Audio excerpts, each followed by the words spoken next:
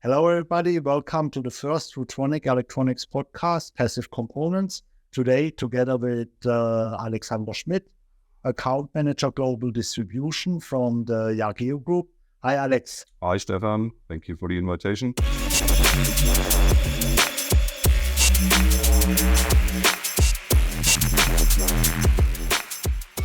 Welcome to our first podcast. So this is something what we would like to do in the future quite often and regularly together with our partners. And so maybe you can introduce yourself shortly. Yeah, thanks. As you said, my name is Alexander Schmidt. I'm the Global Distribution Account Manager working with the Yageo Group since roughly 4.5 years.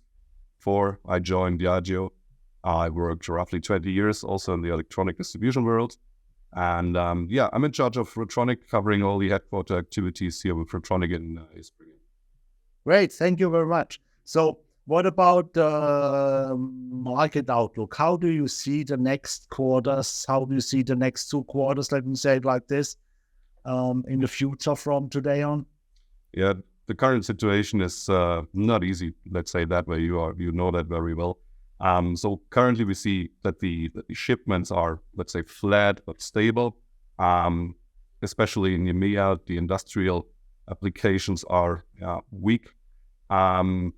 We see a lot of uncertainties, let's say the rising inflation, but also international conflicts that you are aware of for sure. So the expectation for me or for us is that we don't expect big improvements during the first half year 2024. Okay.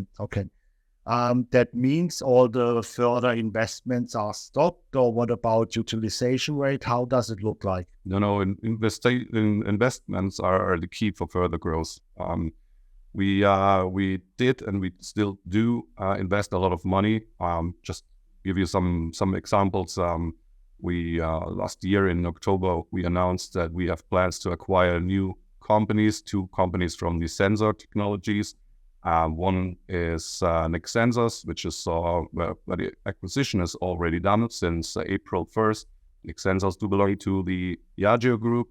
Next Sensors is doing temperature sensors.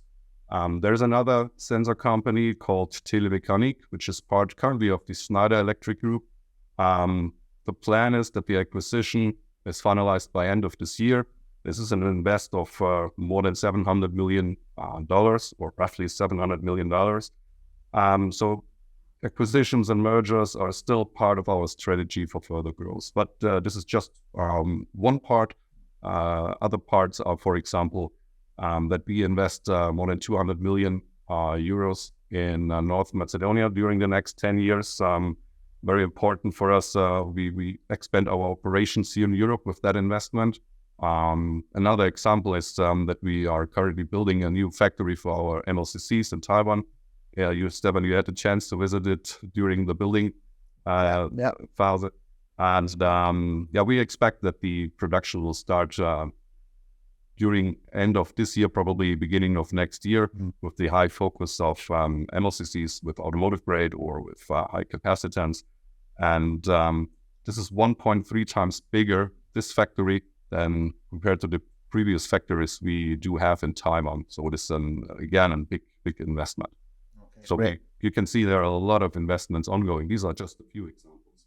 Okay, great. Thank you, Alex. So means, just to recap it shortly, so for short term, the business will stay flat, but for long term, definitely you see improvement and increase in the market with additional business for you, and the market will expand. Absolutely. We are absolutely optimistic. Long term, for sure, the business will grow up again.